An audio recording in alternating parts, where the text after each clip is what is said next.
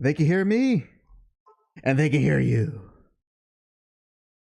I didn't forget my phone. I forgot my phone. I forgot my phone. Welcome, folks, to episode 221 of JAC Show, starring the generally beautiful and moronic HAC. And your favorite VTuber, JAC. And we have, folks, well, originally it was gonna be a more traditional episode for today, but I saw something on X that turned this traditional episode into something that's more of a, let's say, we're gonna do a special look, because it's going to involve, and Jack doesn't know it either, but it's going to here's the big hint. It's going to involve one of the most notable games I ever streamed here on the JAC Show. One of the most infamous games I've ever streamed here on the JAC Show. That's your only clue for the moment, and we'll get to that in due time. But until then, hope everyone has had a good and glorious weekend. Hello, Get a Machine. I see you, sir. See you there, good sir, on the chat. Currently, our #1 top fan. Hopefully, no one dethrones you. Hopefully. And actually, I want to share, because I was telling before Jack had to dash in his own to grab his phone. I was sharing with Jack that over the weekend I saw the modern cult classic that is 2025's adaptation of War of the Worlds, brought to you by Amazon Prime. and I kid you not, Jack, learning with what little information there is, learning the stuff behind the scenes was just as fascinating as the movie, which is to say that it was more so bonkers than actual fascination. So I actually want to tell you, Jack, first off, you are aware of, as you told me, you are aware of the Ice Cube memes going about of him doing reactions and all of that, correct? Yep. Right. And it all stems from one particular film, and that is the newest Hollywood adaptation of War of the Worlds, brought to you by Amazon Prime. And here's the kicker. As much as I'm joking, doing the Amazon Prime joke, is also not a joke, because you can only see that movie if you have Amazon Prime. And the best part is that they released it for Prime users for free. So if you got Prime, you can watch it right now. What was that, Jack? Right now? Yes, right now. You can experience what Ghetto and I consider absolute cinema. You know what I'm gonna do? What are you gonna do? Since you just reminded me about that, because I forgot that I do have Amazon Prime. I'm gonna share that to my girlfriend. I'm gonna visit her house. We're gonna watch it. Oh, she's gonna wonder, Jack, why did you subject me to another terrible movie? And I'll be like, I'm sorry. My best friend HAC, he told me. He made me do it. The HAC made me do it. So I watched it over the weekend along with Get, who's in the chat, and hopefully if he appears, our also a good friend Christopher Ryan. And oh boy, so I won't go over a play-by-play, but just to give you an idea. So this film is not only a sci-fi film, but it's also another subgenre type of film. And that subgenre is I don't know what it's formerly called, but it is known as the computer screen genre of movie, meaning that everything is filmed, quote unquote, by recording a computer screen, and the story is played out through either video feed, messages, audio or video calls, and whatever pops up on a smartphone or on a computer screen. So imagine, Jack, how a story about 8 Martians invading Earth, that in and of itself is very fascinating. There's tons of examples in the past of how other people have done this movie, and all the different ways they try to show the tripods and the Martians and how the people of Earth react to this invasion. Imagine all of that, but done through B-roll footage, actual PS3 tier CGI, high-end PS3, but PS3 nonetheless, and all through Ice Cube's office computer. So I will say this. I know this can be that you set it up to be bad, but it could have been potentially a good movie even with the limitations. Johnny is saying what? Okay.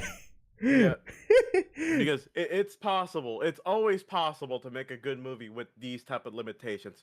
But let's see what happened. Explain what happened next. So here's the whole thing. You're absolutely right. This could have been much more impressive and intriguing if they actually bothered to have a budget. Because here's the thing. The story, if you can call it that, is loosely shown by either random FaceTime calls, generic B-roll news footage that you can actually find on YouTube. Like, we're talking random shots of crowds that you find in a website that sells either stock images or stock B-roll footage to use, That's basically it. The whole film has a whole bunch of that to show the War of the Worlds, and the few times they actually use original footage, it is through, how would I put it? It is to use that same footage and just put some bad CGI on top of it. And the bad CGI you get only glimpses of because the majority of the movie is seeing Ice Cube doing his best to react to what is on the screen, and you can clearly tell that there is nothing on his screen because number one, he wears glasses and there's nothing reflecting his glasses. But okay. But okay, you know what? But we don't have to go that realistic. So he's doing all these reactions to all the stuff going on, and because he is he's literally a Fed. He works for the Department of Homeland Security. He has access to every street camera, satellite camera, phone, speaker. He has access to all types of technology in any part of the world. So he uses that power to pretty much either spy or to communicate with all the characters of the film. And that's how the plot is progressed. As him literally, I kid you not, he is switching from using the Department of Homeland Security DN messages with his coworkers through using the video call on WhatsApp, specifically WhatsApp. His family exclusively video calls on WhatsApp. I know. And the best part is that throughout all of this, is a single shot of just Ice Cube stuck in his office as an alien invasion is going on, and he's trying to remotely help his family try to survive. This includes doing things such as hacking a Tesla. He hacks a Tesla somehow. He has a character arc where he's a super overprotective dad because he lost his wife, and so he goes to such extremes as spying on both of his kids to the point that he even has a camera in his daughter's fridge. Why? So he can make sure that she's eating right. Hey, don't you go for that ice cream. I told you several times to watch your way. That's literally dialogue in the movie. What? Yes, and he even pulls up her health schematics to say, "Hey, you're a little high on cholesterol. You gotta, cut off the sugars." Here's my reaction. Here's my reaction. It's in sources. Okay. I'm looking at the sources real quick.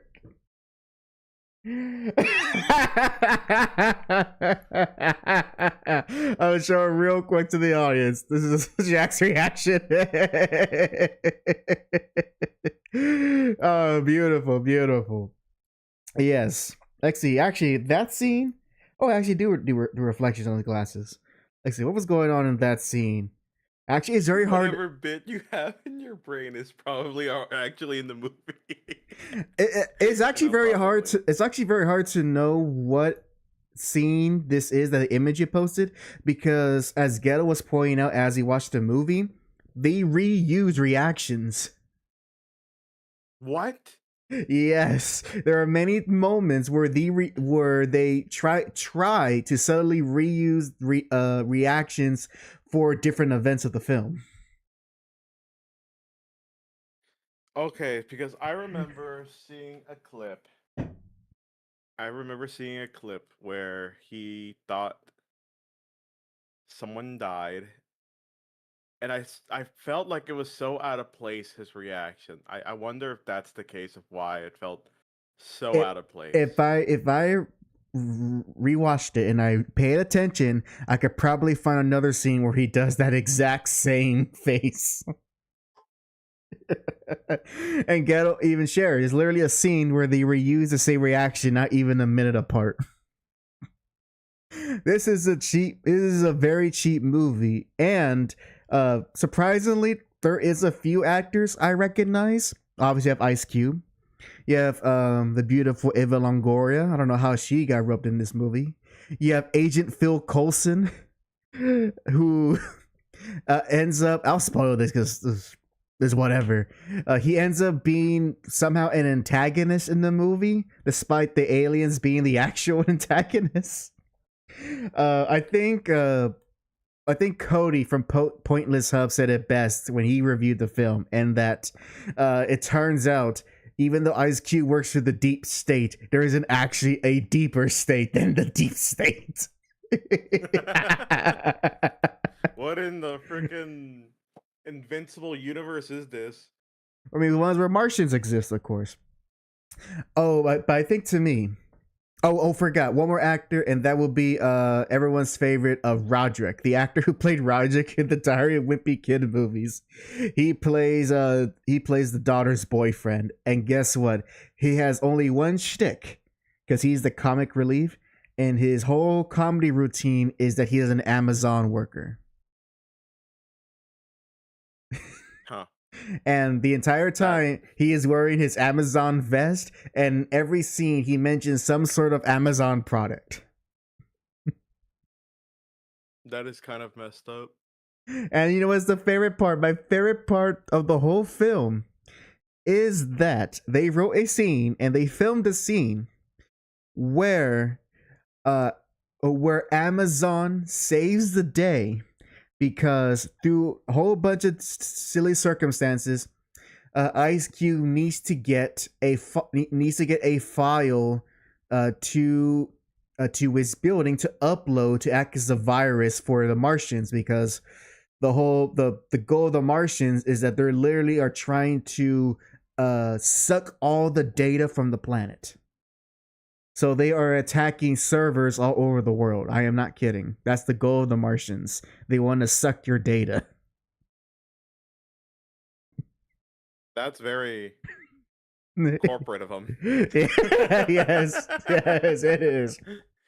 We will take your data and add it to our advertisements. And one way to kind of show how this works is that there is a moment where and showing like a sad scene with Ice Cube, it shows that after his character's wife died, he would always he would go on Facebook Messenger and sent a happy birthday message to his deceased wife's Facebook account. And he will replay like the last message that she sent her before he died. In any other film, I can actually see this working. It doesn't work here. And Ice Cube becomes like he gets extremely emotional when the Martians erase so much data, especially from the Facebook servers, that they deleted his wife's Facebook page. This feels very corny. It's like now they will pay. It literally is that. Oh, and so here's the scene that I couldn't believe. So Ice Cube needs to get a thumb drive. Needs to get a thumb drive that holds a virus that will infect all the Martians. You know, a callback to the original novel, because if you know the original book, the Martians inevitably die due to them not acclimating to Earth's atmosphere, and they died because of all the different bacteria and viruses that are in the air. So the way to incorporate that to this movie is that the Martians have to die through a computer virus. So, but Ice Cube is stuck in his building. How can he upload a computer virus and destroy the Martians? Well, that's when the boyfriend comes in and saves the day, as on the video call, he shares to Ice Cube, hey, I have an Amazon drone, and if you order a thumb drive, I can send the drone to your building and deliver the thumb drive through my Amazon drone. You know, this is the second time I heard this. Maybe because I remember my friend talking about the movie, and he was like really complaining about it. I was hoping it was not true, but apparently it is. Now, here's the thing that I am baffled by. The idea is actually fine. So, okay, use a drone to deliver it. The thing is, I love the fact that the aliens are draining so much data, yet they did not erase anything from Amazon.com or Google. Like, by the end, it was like the only two websites working in the world after the Martians drained so much data. What are the odds? Hey, and now they had to prioritize the porn. Well, we made a joke about that too. And also the boyfriend could have just gotten the thumb drive and just delivered it with the drone to Ice Cube. But no, Ice Cube had to go to the Amazon store, purchase the thumb drive, and then he could deliver it with the drone. And unless I missed it, at no point did the boyfriend say, oh, I can't use this thing because it only works if someone orders it. If he did say that, then I take back my criticism. But as far as I remember, he doesn't say any type of requirement for it to use a drone. So Ice Cube literally spent money on something that the boyfriend should have just done without him having to go to the website and buy something. Hey, he didn't want to get in trouble with his higher-ups, okay? During the Martian invasion. Just know, as soon as the Martian invasion goes away, what ends up happening, he's going to have to get a write-up because he did something out of protocol. Oh, and the funniest part is that as the drone is making its way, is literally dodging laser fire from the Martians, but it ends up falling down upside down, and it crash lands near a homeless man. And I kid you not, they end up hacking to get the homeless man's phone number. And then they tried to ask him to, hey, can you please lift the drone up, get it back on its feet? He goes, no, there's Martians firing all around us. And then our heroes then do this. They then bribe the homeless man $1,000 Amazon gift card to persuade him to get the drone up and running.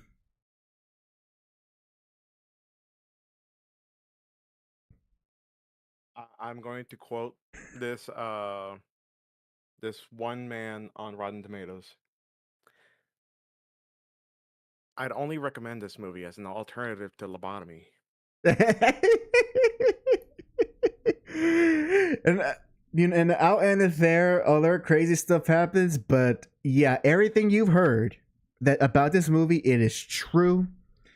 Everything it is true. It is it's too early to know if this will be one of those terrible movies that would rank up on the echelon of terrible movies, but it's very, very close. And it is also amazing that this movie was, I assume, that this movie was so bad because we come to learn that, Jack, this movie was filmed in 2020. And it is the way it is in order to work around the COVID restrictions. But whatever happened, at Universal did not want to release that movie, and so it wasn't until 5 years later that they quietly released it on Amazon Prime for free. They thought that they could just sneak it through without us. Without us knowing, but you can never get past the internet. You can never at all. Chris says this movie is not good at all, but it has to be seen to be believed. You know, I remember seeing another clip where it was a guy explaining. So tell me, is it true that the points that Ice Cube is hacking, it is the most 90s type of hacking where it's just like, yes, get info. Pretty much. Like, there's literally a certain times, don't you know, you can just right click on camera footage and analyze a person and get info to see if they are of any threat level, if they made any breaches or stuff like that. There's so many things where he does very complicated maneuvers by just clicking right click on the screen and clicking a setting on the on those options. Like, I literally saw it where this person, or apparently Ice Cube, he clicks and drags to like make a little box over the, I guess, the giant automaton for the Martians, and it's literally saying this high, weight 1 metric ton. Oh, that's right. Like some other tidbits. I'm like, that's right. He's able to get an accurate reading of these machines just by camera footage. Yes, it is. It's not, you know what, not even 90s, because at least with the 90s movie, at least they made an attempt to show that hacking was something complicated.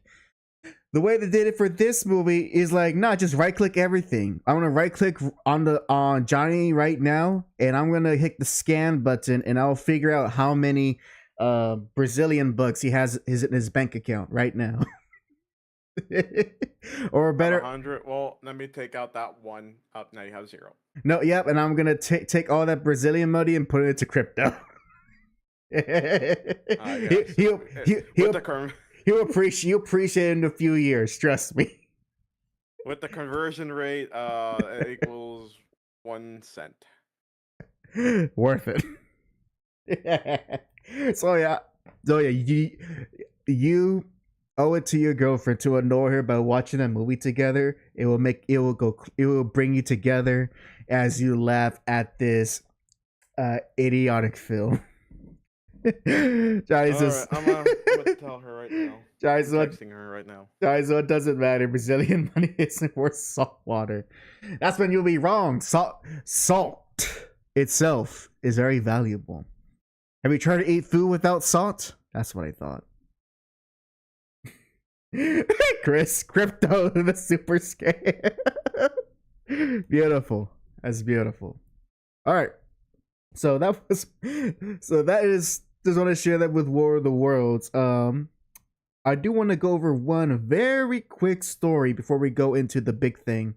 This one is very quick. I had to make sure that it was a real, like an actual real story, and it is, and it's pretty much it's involved Marvel Rivals, which I feel like I feel like it's one of those games I want to play, but but I don't want to put in the effort to get good at the game because I know it's gonna be a lot of effort. Not that much effort. I don't know. Yeah, you're right. It's probably not. But anyways, because you were doing pretty well. Yeah, I just haven't gotten the motivate. I haven't got the motivation to want to play it to play it more. But understandable. But the story here is that the developers have said that they have actually the option to insert original characters into the game. Huh. I thought my thoughts exactly. And so I'm kind of thinking, while they don't have any plans currently to add original characters, I wonder if there's a scenario that could happen if, let's say, they lose the Marvel license, but over the years they added just enough OCs that Marvel Rivals just becomes an entirely new game, and they strip all of the Marvel, every aspect of Marvel, they just stripped it out, and it becomes its own thing. Yep. Instead of the Marvel Rivals, it's Marveled Rivals. No, it's just called Rivals. That's how they'll do it. Just called Rivals. Ghetto has a correct response. Is why Earth would I want to play an OC in a game with Spider-Man in it? But what if the OC is that good though? You don't know. You don't believe these Chinese developers can make a character worth more than Spider-Man? Don't you believe it, Jack? Don't you believe these developers can make a character just as good as Thor? I mean, they made Spider-Man actually happy, so I think they could do it. That's right. So with that, I cannot wait for them to turn this into an even more egregious waifu simulator.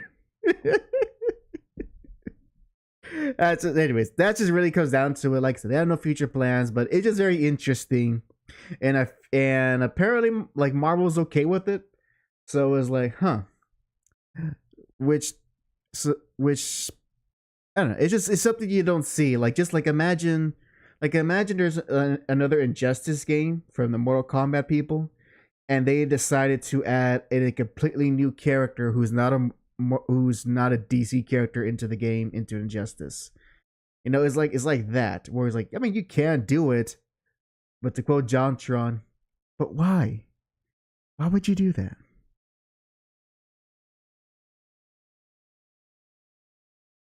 My thoughts exactly. All right. That was a little short story. Nothing too crazy. Now, here is the big atom bomb. So beginning the stream, I said that this is related to one of my most infamous streams that I played of a very infamous game.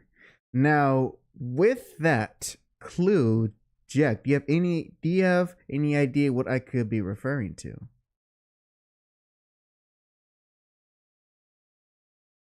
No. Awesome. I think so. Awesome. So let me go ahead and get the article ready. I'm going to share with you on the sources. This comes to us from Gematsu.com. And here you go, Jack. As soon as you see it, you'll know exactly what I'm talking about. There you go. Send it to you, the sources. And going to transition to the article in 3, 2, 1. Oh. Ladies and gentlemen, Shenmue 3 is getting an official enhanced version coming to PS5, Xbox Series, Nintendo, and PC. That's right. That's right. We are getting an official Shenmue 3 Kiwami official release. Now Let let's me see. now let's read the article, ahead. shall we? It says publisher NN Games, the developer YeastNet, have announced Shenmue 3 Enhanced for the consoles I stated. A release date has not been announced, and users who own the original Shenmue 3 for PS4 or PC will be offered an upgrade path. So if you already own the game, you can get the enhancement for free. Yay! Oh boy. Oh yay! All right, so here is an Happy? here is an overview of what the Enhanced Edition will have. So Shenmue 3 Enhanced is the upgrade edition of the acclaimed.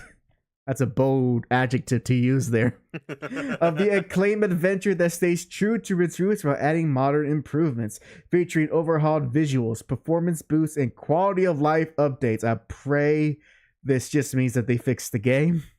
Shenmue 3 Enhanced is the ultimate way to experience a real story. The key features is it has enhanced graphics and performance, sharper textures, richer details, faster load times, and smoother gameplay.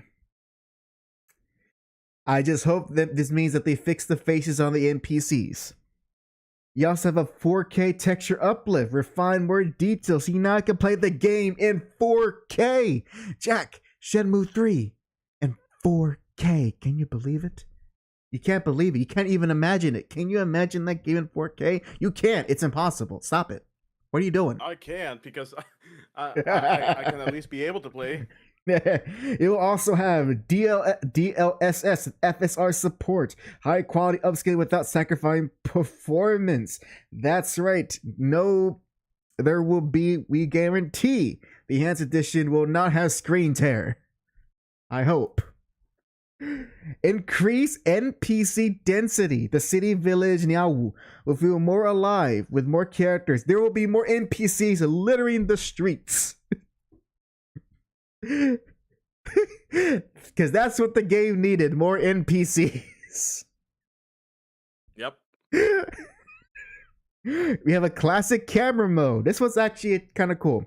An optional camera perspective inspired by Shenmue 1 and 2 alongside the modern view. Okay, that's actually pretty cool. I can dig that. I can dig that. Gameplay tweaks. Optional stamina system adjustments, health restoration before fights, and reduce sweaty barriers for smoother progression. Jack, you know what this means? You know what this means, Jack? Right here? The gameplay tweaks? This means that the devs they realized their mistake. They realized it. Also, they realized, we messed up. Can you explain to me yes why the health restoration wasn't there before? Like, it's kind of given that, and at the start of every fight, you would have like a set health that they wanted you to start at that fight. No. In Shenmue 1 and 2. No, so here's the thing. Shenmue 3 wanted to be innovative in that. In that your health is also your stamina, which means that every action you do costs stamina. And whatever fight you end yourself, whether you know you're going into a fight or if a fight happens, you have to fight with your current stamina at that point in time. Which means, so here's an example. Let's say you want to go to a dojo to fight. You have to travel some distances, which costs stamina, which means guaranteed that that unless you use a health item, you will never be at 100% stamina just walking to a fight. That's annoying.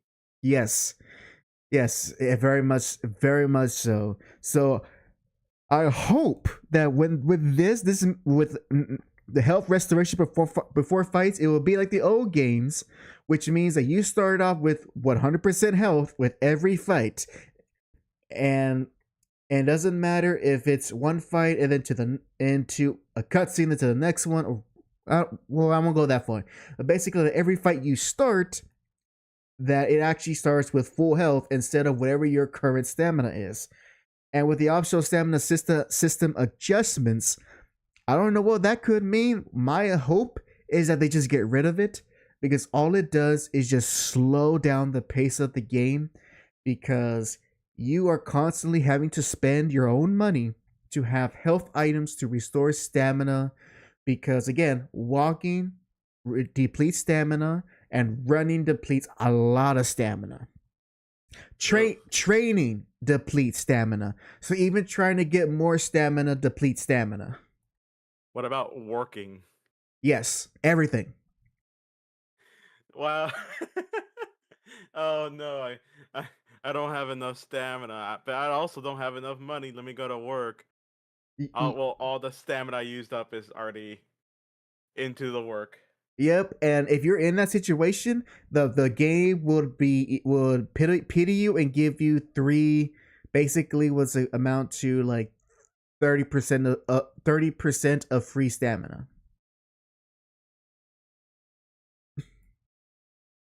And once you use it, it does refill, but that's only it, and you can't get it back until you eat something.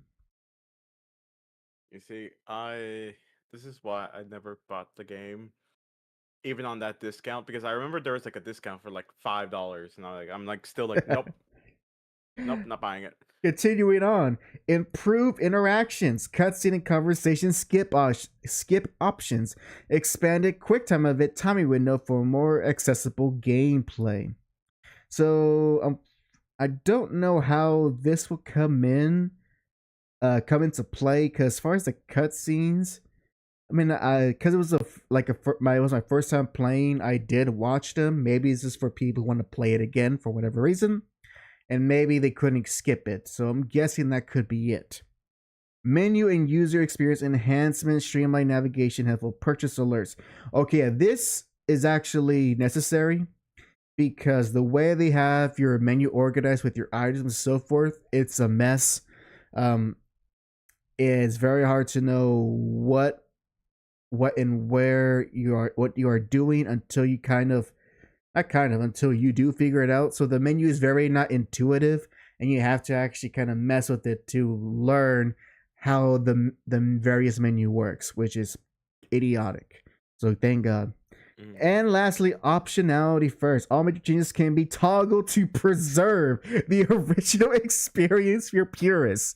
So if you just are one of those people who thought the original Shenmue 3 was perfect the way it was, everything in the enhanced edition, you can just turn that off and play the game.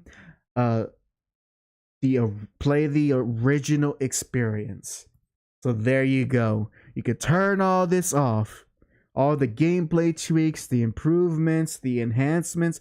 Turn that off. You don't need it. Jack, you don't need it to have a pure experience. Pure. All I could say is people can have their opinions, but they're factually wrong. Yes, and I have tried to listen to defenders of the game, and they have not sold me. They have not sold me on why Shenmue 3 is a good game. But yep, there you go. So you know what? When this eventually comes out, I may actually do a retry of Shenmue 3 with the enhanced edition. Just for you guys.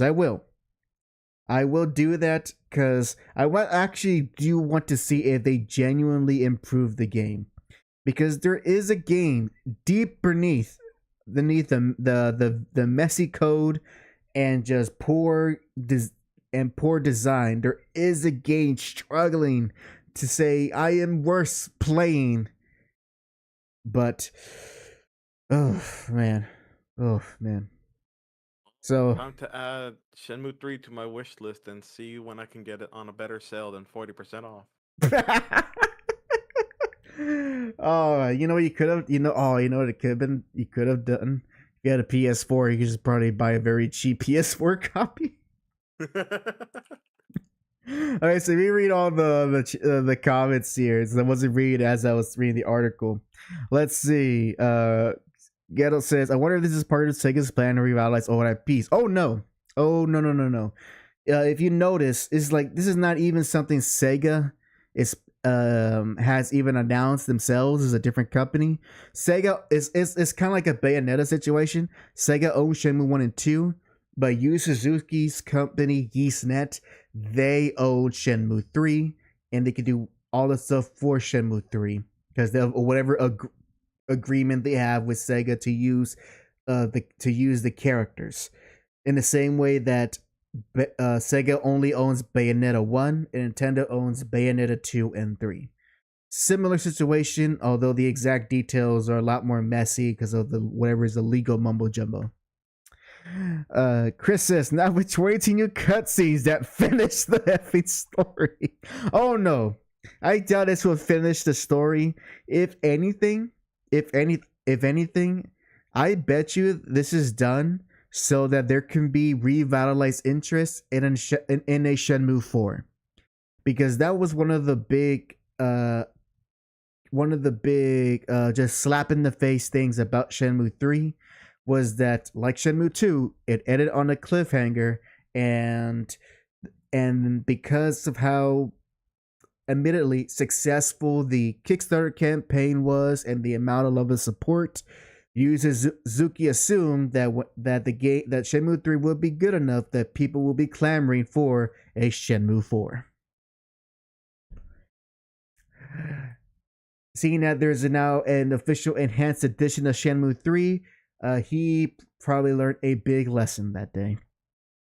Johnny says they better keep the audio lady that tells the game busy under the bridge.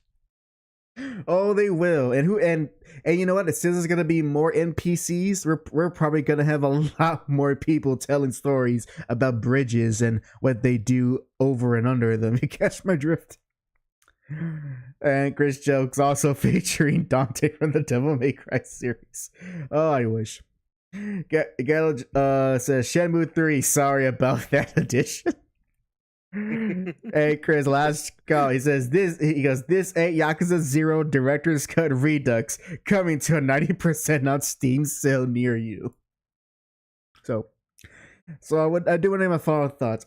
As rightfully we should make fun of it, and the fact that such a thing even exists, I sincerely wish that this is actually an improvement, because while rare, we have had games in the past that when they came out were abysmal, not worth playing, just fundamentally broken, and over time they fixed themselves into something that is worth playing and enjoyable. Street Fighter V was an example of that.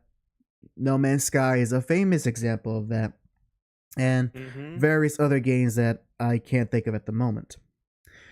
And I actually do want that for Shenmue 3 because I love this game series, and it does genuinely hurt. It's a strong word, but it does emotionally pain me that when the series got another chance to come back, it messed up in every aspect of its regard, and left what had a promising legacy full of devoted fans turned into I guess I'm trying to find the right words here. It turned into a monkey's paw wish. We finally got Shenmue 3. Just none of the actual, aside from one person, none of the actual talented people who made those first two Shenmue games. And